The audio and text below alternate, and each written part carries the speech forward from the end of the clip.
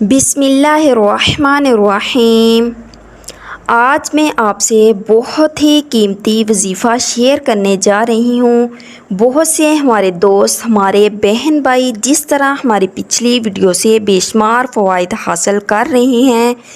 انشاءاللہ اس وظیفہ سے بھی آپ کو بے شمار دینی اور دنیاوی فوائد حاصل ہوں گے۔ آج کی ویڈیو میں جس صورت کا ذکر کرنے جا رہی ہوں اس کا تعلق انسانی زندگی کے ایسے معاملات سے ہے کہ جب آپ کسی ایسی پریشانی میں پھنس جائیں کہ جیسے انسان ایک بند گلی میں آ جاتا ہے۔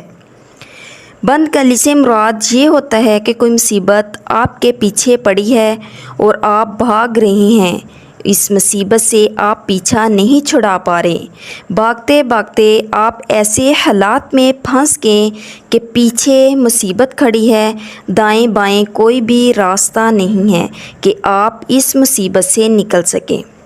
تو ایسے میں انسان یہ محسوس کرنے لگ جاتا ہے کہ اب مسائل اور مشکلات سے چھٹکارا حاصل کرنا ناممکن ہے۔ جب دائیں اور بائیں طرف سے تمام لوگ آپ کی مخالفت میں آ جائیں، حالات آپ کے خلاف ہو جائیں، تو ان حالات میں بعض لوگ ڈپریشن میں چلے جاتے ہیں کیونکہ وہ ہر طرف سے خود کو بے بس محسوس کرتے ہیں، تو وہ اکیلے رہ جاتے ہیں اور کسی بھی طرف سے ان کو مدد ملنے کی کوئی بھی امید نہیں ہوتی۔ پیارے دوستو، یاد کریں کہ شیطان نے اللہ رب العزت سے ایک بات کہی تھی کہ میں تیرے بندوں پر دائیں سے بائیں سے آگے اور پیچھے سے حملہ کروں گا، لیکن اس نے یہ بات نہیں کہی تھی کہ اوپر سے بھی حملہ کروں گا۔ تو پیارے دوستو، جب آپ ایسی بند گلی میں پہنچ جائیں کہ شیطان آپ کو چاروں طرف سے گھیر لے اور آپ کو مصیبت میں ڈال دے، تو اوپر سے اللہ رب العزت کی مدد آتی ہے۔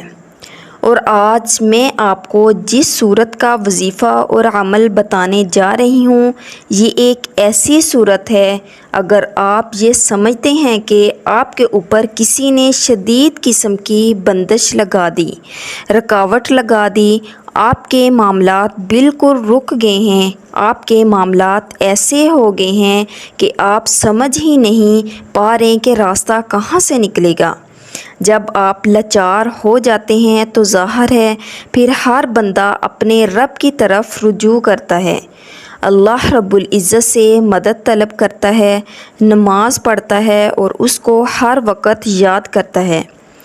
کچھ لوگ ایسے حالات میں صبر سے کام لیتے ہیں اور کچھ لوگ تو خودکشی کرنے پر مجبور ہو جاتے ہیں، لیکن میں آپ کو آج بتاؤں گی کہ جب آپ چاروں طرف سے مصیبت میں مبتلا ہو جائیں، جب آپ کے پاس نکلنے کا کوئی بھی راستہ موجود نہ ہو، تو یہ ایک صورت ہے، سورہ نمبر 64 یعنی 64، اس کا نام ہے سورۃ التغابن۔ یہ ایک ایسی صورت ہے جب آپ اس کا عمل کرتے رہتے ہیں تو جو آپ کی الجھی ہوئی ڈوریاں ہیں وہ سلجھنا شروع ہو جاتی ہیں اور آپ کے بند دروازے ایسے کھلنا شروع ہو جاتے ہیں کہ آپ خود حیران رہ جائیں گے۔ اب میں آپ کو اس عمل کے، اس وظیفہ کے پڑھنے کا طریقہ بتاؤں گی کہ آپ نے اس کو کس طرح پڑھنا ہے، کس وقت کرنا ہے۔ اس وظیفہ کو آپ نے صبح اٹھ کر فجر کی نماز ادا کر لینی ہے۔ فجر کی نماز ادا کرنے کے بعد آپ نے وہیں جائے نماز پر بیٹھے ہوئے اس سورت کو پڑھنا ہے۔ سب سے پہلے اول آخر آپ درود پاک پڑھ لیں تو یہ دعاؤں کی قبولیت کا ذریعہ سمجھا جاتا ہے۔ درود پاک کو آپ تعداد میں پڑھیں، ایک بار پڑھ لیں، 3 بار، 5 بار، 7 بار یا 11 بار، لیکن درود پاک کو لازمی پڑھیں۔ درود پاک پڑھنے کے بعد آپ نے پھر اس سورت کو پڑھنا ہے۔ اس سورہ کو آپ نے 3 بار پڑھنا ہے، لیکن اس کی آیت نمبر 11، ما اصاب من مصیبت الا باذن اللہ ومن یؤمن باللہ یہد قلبہ واللہ بکل شیء علیم، یعنی کوئی مصیبت نازل نہیں ہوتی مگر خدا کے حکم سے، اور جو شخص ایمان لاتا ہے وہ اس کے دل کو ہدایت دیتا ہے اور خدا ہر چیز سے باخبر ہے۔ آپ جب اس کی آیت نمبر 11 جس کی میں نے ابھی تلاوت فرمائی ہے، جب اس پر پہنچے تو آپ نے اس آیت کو 30 بار پڑھنا ہے۔ جیسے آپ نے ایک بار سورت پڑھی،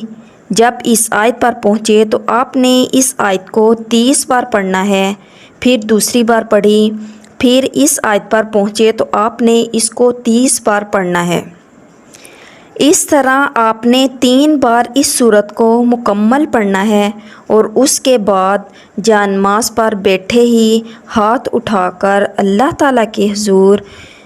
سچے دل کے ساتھ اللہ تعالیٰ سے دعا مانگنی ہے۔ آپ کی جو بھی پریشانی ہے، جو بھی مصیبت ہے، جس بھی مقصد کے لیے آپ اس سورت کا وظیفہ کر رہے ہیں، آپ نے یہ وظیفہ، یہ عمل شروع کیا ہے، تو اس مقصد کو ذہن میں رکھتے ہوئے آپ نے اللہ تعالیٰ سے دعا مانگنی ہے، تو انشاءاللہ کچھ ہی دنوں میں آپ کا جو بھی معاملات ہے وہ حل ہو جائیں گے۔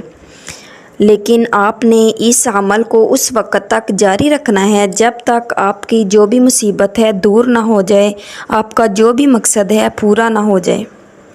اللہ تعالیٰ سے دعا ہے کہ اللہ تعالیٰ اس بابرکت کلام پاک کے صدقے ہم سب کی تمام مشکلات کو حل فرمائے، آمین۔ اللہ حافظ۔